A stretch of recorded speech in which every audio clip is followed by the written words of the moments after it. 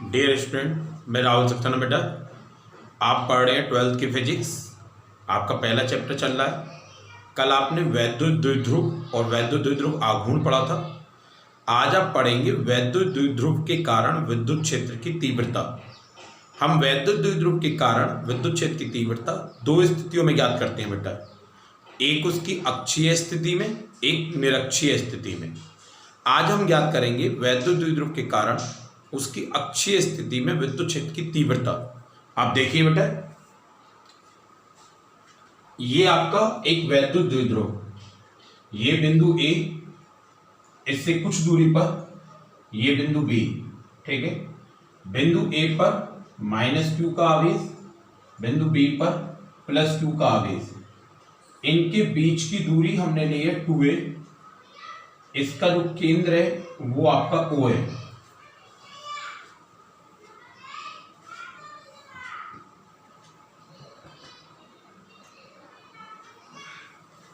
ये आपका एक वैद्युत द्विध्रुव है जिसके आवेशों का परिमाण -q और +q है।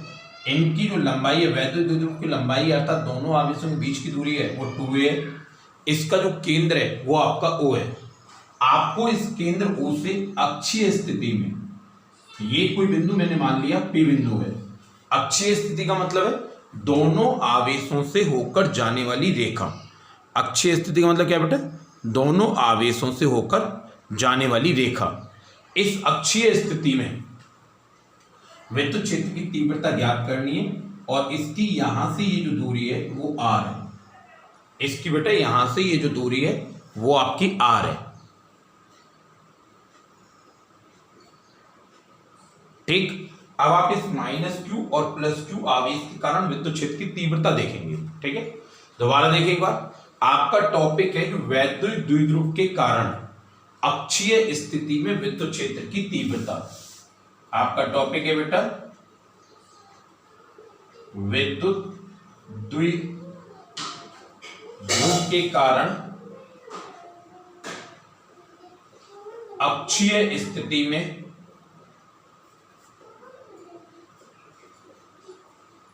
विद्युत क्षेत्र की तीव्रता। आपका टॉपिक है बेटा वैद्युत द्विध्रुव के कारण अक्षीय स्थिति में विद्युत क्षेत्र की तीव्रता। हमने ये माना ये ए बी एक वैद्युत द्विध्रुव है। कल आपने वैद्युत द्विध्रुव की परिभाषा पढ़ी थी बेटा, जब समान परिमाण के और विपरीत आवेश एक दूसरे से अल्प दूरी पर व्यवस्थित हो तो उसे वैद्युत द्विध्रुव कहते हैं। यहां पर जो आवेश का परिमाण है वो q है, एक पर ऋणात्मक एक पर धनात्मक। इनके बीच की जो दूरी है वो ये 2a है। इसका केंद्र O है। केंद्र O से अक्षीय स्थिति में विद्युत क्षेत्र की तीव्रता आपको ज्ञात करनी है P बिंदु पर। इसकी केंद्र O से दूरी है r।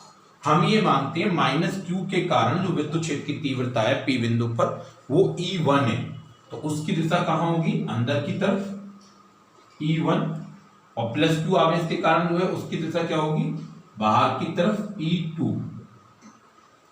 अब बिंदु B से बिंदु P के बीच की ये जो दूरी है वो कितनी होगी बेटा? ये दूरी होगी आपकी r-a। क्यों होगी? जब ये इसका केंद्र है तो यहां से ये जो दूरी है वो a हो गई और ये जो दूरी है वो भी आपकी a हो गई। ये पूरी r, ये a निकल गई तो ये r-a, और यहां से जो दूरी है बेटा वो आपकी r+a हो गई। सबसे पहले आप इतनी बात देखो बेटा, आपको ये बात भाषा के रूप में लिखनी भी है इसमें, ठीक है। ये जो बात है बेटा वो भाषा के रूप में आपको लिखनी है।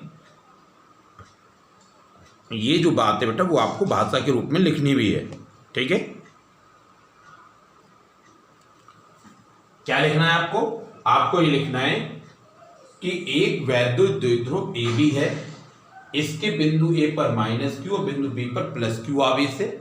इसका केंद्र O है। इस वैद्युत द्विध्रुव की लंबाई 2a है, अर्थात केंद्र O से A की दूरी स्मॉल है, केंद्र O से B की दूरी स्मॉल है। इसके केंद्र से कोई परीक्षण बिंदु P है जहां पर हमें विद्युत क्षेत्र की तीव्रता ज्ञात करनी है। इस बिंदु P की A से दूरी r+a और B से दूरी r-a है, ठीक है बेटा। अब हम ज्ञात करेंगे इन तीव्रताओं के मान। अब हम इन तीव्रताओं के मान याद करेंगे। अब देखिए, आप माइनस क्यू आवेश के कारण बिंदु P पर तीव्रता, ठीक है, तो वो तीव्रता आपकी हो जाएगी E1। इसका मान क्या होगा 1/4πε0 Q बटे R² होता है आपका, और यहां पर दूरी जो है वो क्या है R प्लस A का स्क्वायर, ठीक है। लेकिन इसकी जो दिशा होगी वो क्या होगी बेटा, इसकी दिशा है P से A की ओर, यहां हम लिख देंगे P A के अनुदिश।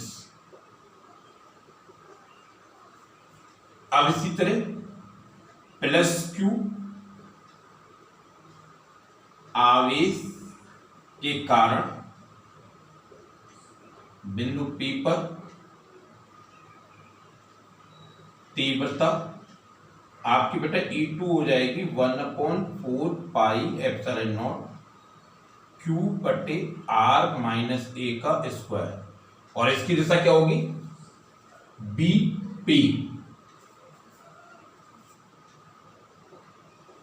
BP के अनुदिश। सबसे पहले हम इस प्रकार माइनस क्यू आवेश के कारण बिंदु P पर विद्युत क्षेत्र की तीव्रता और प्लस क्यू आवेश के कारण बिंदु P पर विद्युत क्षेत्र की तीव्रता को ज्ञात करते हैं, ठीक है। माइनस क्यू आवेश के कारण विद्युत क्षेत्र की तीव्रता और प्लस क्यू आवेश के कारण विद्युत क्षेत्र की तीव्रता को ज्ञात करते हैं, ठीक है बेटा। अब हम इससे आगे बढ़ेंगे बेटा। देखो ये इसे मैं समीकरण 1 मान ले रहा हूं, इसे समीकरण 2 मान ले रहा हूं। समीकरण 1 व 2 से अगर आप देखो तो ये बात स्पष्ट है कि E2 का जो मान है, परिमाण है, वो बड़ा होगा E1 से। E2 का परिमाण E1 से बड़ा होगा, अतः बिंदु P पर परिणामी तीव्रता आपकी E बराबर हो जाएगी E2 माइनस E1। परिणामी तीव्रता क्या हो जाएगी E2 माइनस E1। आप बेटा इनके मान रखो तो आपका E बराबर हो जाएगा E2 का मान 1/4πε0 Q बटे R माइनस A का स्क्वायर। E1 का मान 1/4πε0 Q बटे R प्लस A का स्क्वायर। ये आपने बेटा E1 और E2 के मान रख दिए, ठीक है। अब इसमें से जो कॉमन मिल सकता है पहले वो कॉमन लो, तो आपको यहां से बेटा कॉमन मिला E बराबर आपका हो गया 1/4πε0 Q आपका बाहर आ गया, ब्रैकेट में रह गया 1/R माइनस A का square minus R plus A का स्क्वायर, ठीक। ये हो गया आपका। अब बेटा आप इसे आगे हल करो, आगे हल करेंगे हम इसका एलसीएम लेंगे, तो ये हमारा होगा E is equal to 1/4πε0 Q। इसका एलसीएम बेटा आपका आएगा R माइनस A का स्क्वायर और ये आपका R प्लस A का स्क्वायर। जब आप इससे भाग दोगे तो क्या बचेगा R प्लस A का स्क्वायर, ठीक है, और ये क्या बचेगा आपका R माइनस A का स्क्वायर। ये हो गया। अब आप इन ब्रैकेटों को खोलो बेटा, तो ये आपका आएगा E बराबर 1/4πε0 और ये Q आगे चल ही रहा है आपका। जब आप इससे सॉल्व करोगे तो नीचे क्या हो गया ये R² माइनस A² का होल स्क्वायर। नीचे क्या हो गया ये बेटा R² माइनस A² का होल स्क्वायर। ऊपर खोलो तो क्या हो जाएगा, ऊपर ये होगा R² plus A² plus 2AR, और ये होगा आपका यहां माइनस है। अब इसे खोलेंगे तो क्या होगा R² plus A² minus 2AR। इसे खोलो आप पूरे ब्रैकेट को तो क्या बचा आपका, ये इधर आपका चल रहा है Q बटे 1/4πε0 और ये आपका बेटा R² माइनस A² का होल स्क्वायर। माइनस का साइन है, ब्रैकेट खोल दिए सारे, R² plus A² plus 2AR minus R square minus A square plus 2AR। इस आर स्क्वायर से आर स्क्वायर, ए स्क्वायर से ए स्क्वायर कैंसिल, जो बच्चा आप वो लिखो बेटा, तो ई बराबर बच्चा,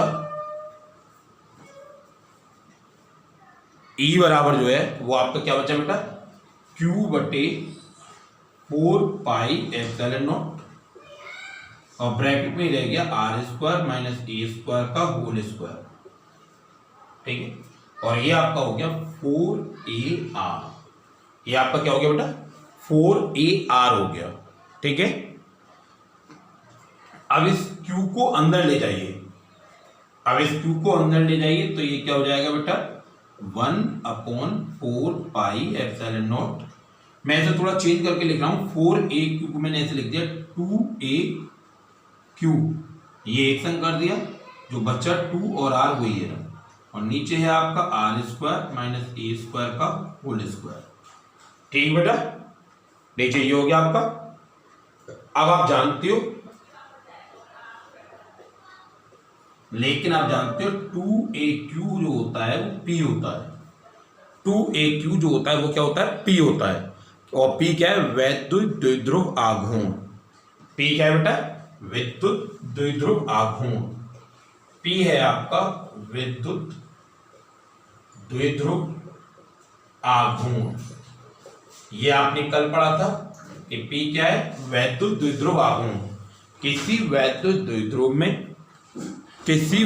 द्विध्रुव में उसके एक आवेश और दोनों के बीच की दूरी के गुणनफल को हम वैद्युत द्विध्रुव आघूर्ण कहते हैं, ठीक है। तो अब हम इसका मान लगाएंगे, फाइनली हमारा बेटा E बराबर आएगा 1/4 pi epsilon naught P into 2R बटे R square minus A square का होल स्क्वायर। एक हमारा ये आ गया, ठीक है।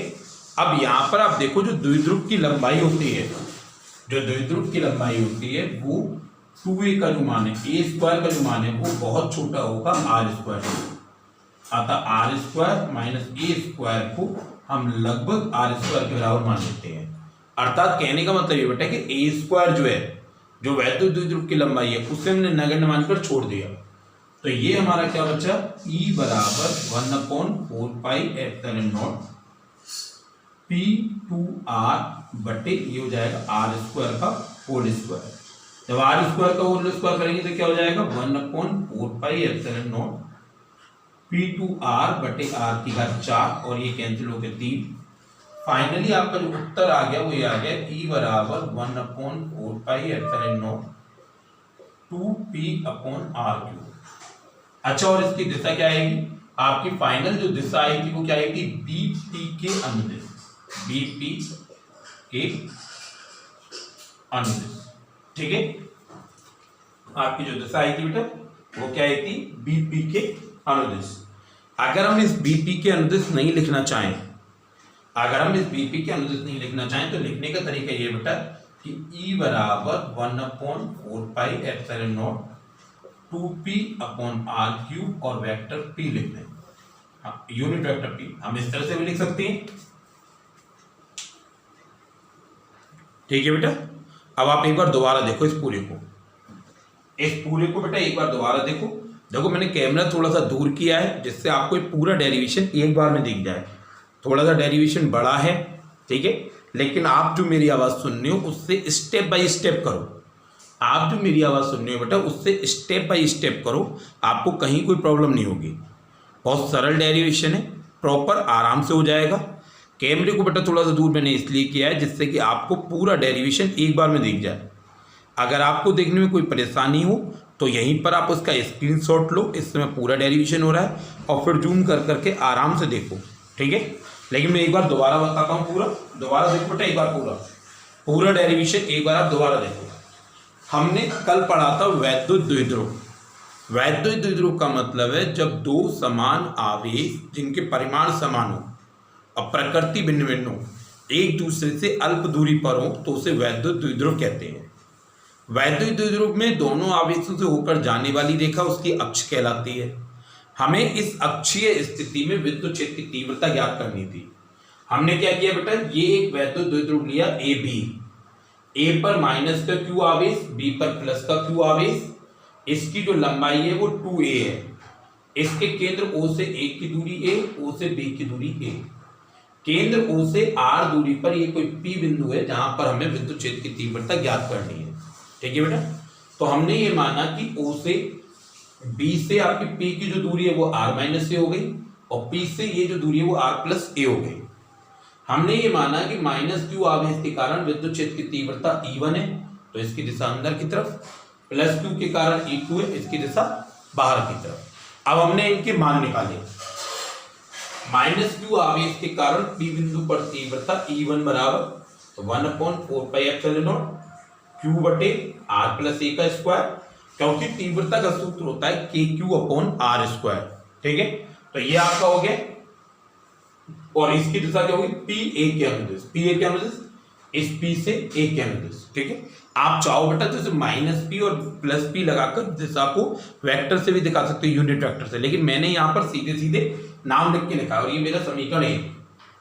फिर मैंने प्लस क्यू आवेश के कारण बिंदु P पर तीव्रता निकाली, तो नीचे ये R माइनस ए आ गया, क्योंकि इसकी ये जो दूरी है B से P तक की वो मेरी R माइनस ए है, तो इसका मेरा ये आ गया बेटा PA के अनुदिश ये आ गया, BP के अनुदिश ये आ गया।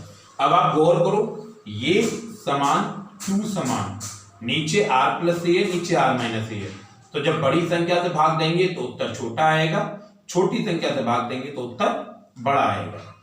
जब आप बेटा बड़ी संख्या से भाग दोगे तो उत्तर छोटा आएगा, छोटी संख्या से भाग दोगे उत्तर बड़ा आएगा, यानी E2 का परिमाण E1 से अधिक होगा।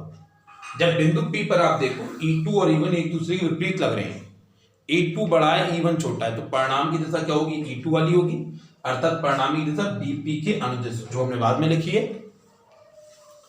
अब इसके तो E बराबर क्या हो गया E2 माइनस E1, आपने बेटा E2 का मान रखा, E1 का मान रखा, सबसे पहले जो कॉमन मिला वो ले लिया। देखो एक बात ध्यान रखना, स्टेप बाय स्टेप करो, डायरेक्ट करने की जरूरत नहीं है, डायरेक्ट करोगे गलती होगी, स्टेप बाय स्टेप करो, बिल्कुल बेबी स्टेप, कि भाई हमें कुछ नहीं आता, हम बहुत आराम से करेंगे, गलती नहीं होगी। जो जल्दबाजी करेगा ज्यादा होशियार बनेगा कि भाई 2-4 स्टेप आगे ही तो हो जाएगा, तो वो आज में आंसर गलत होने की संभावना बहुत ज्यादा बढ़ जाती है। ठीक है, तो ये हो गया, इन दोनों का एलसीएम मेरा R माइनस ए से डिवाइड किया तो R प्लस ए का स्क्वायर, R प्लस ए से डिवाइड किया तो R माइनस ए का स्क्वायर, इन दोनों को खोल दें तो ये हो गया आपका, इन दोनों को खोल दें तो आपका ये हो जाएगा। ठीक है, अब इस ब्रैकेट को खोल दिया, देखो जैसे मैं चाहता तो यहाँ पर डायरेक्ट खोल लेता, लेकिन अगर मान लो आपने डायरेक्ट खोला कोई गलती होगी तो अच्छी बात है पहले ब्रैकेट लगा के इन दोनों को अलग अलग खोल लो, फिर जो बचेगा उस हिसाब से कर देंगे। ये रहा आपका, ठीक है, इसमें ही कट गया, ये क्या रहेगा 2AR। अब मैंने इस Q2AR को थोड़ा सा व्यवस्थित करके लिखा है, वो तो वही 4, तो 2 दूनी 4 ये रहे, A ये रहा, Q ये रहा और R ये रहा सब है। लेकिन मैंने ऐसा इसलिए किया क्योंकि कल हमने ये पढ़ा था कि वैद्युत द्विध्रुव में किसी एक आवेश और उन दोनों के बीच की दूरी के गुणनफल को वैद्युत द्विध्रुव आघूर्ण कहते हैं, उनके बीच की दूरी के गुणनफल को वैद्युत द्विध्रुव आघूर्ण कहते हैं। तो ये पूरा हमारा P हो गया, मैंने यहां पर ये P रखा बेटा। ठीक है, तो Q² बराबर ये हो गया। ये फिर मैंने ये माना कि A² का जो मान है अगर वो R² से बहुत छोटा हो, ठीक है, अर्थात R² माइनस A² लगभग बराबर हो R² के। ठीक है, तो आप इन दोनों की जगह R² रख दोगे। अब ये R² का स्क्वायर हो गया R या 4, तो ये कट के 3 रह गया, तो E बराबर ये आ गया आपका, इसका मान BP के अनुदिश। ठीक है बेटा, तो E बराबर क्या हो गया 1/4πε0 2P/R³। इसकी दिशा क्या होगी बेटा BP के अनुदिश। अगर वेक्टर में लिखूं तो P कैप लगा दूंगा, ये हो जाएगा। ये आपका है वैद्युत द्विध्रुव के कारण अक्षीय स्थिति में विद्युत क्षेत्र की तीव्रता। यहां पर बेटा देखो मैं देख रहा हूं साफ साफ कि ये पूरा एक बार में दिखाई दे रहा है।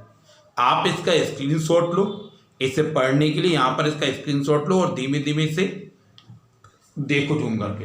ठीक है, ठीक है बेटा, ये आपका हो गया। अब इसके बाद में इसके अगले पार्ट में अभी दूसरा एक पार्ट और करूंगा, उसमें निरक्षीय स्थिति में विद्युत क्षेत्र की तीव्रता करेंगे बेटा। ओके बेटा।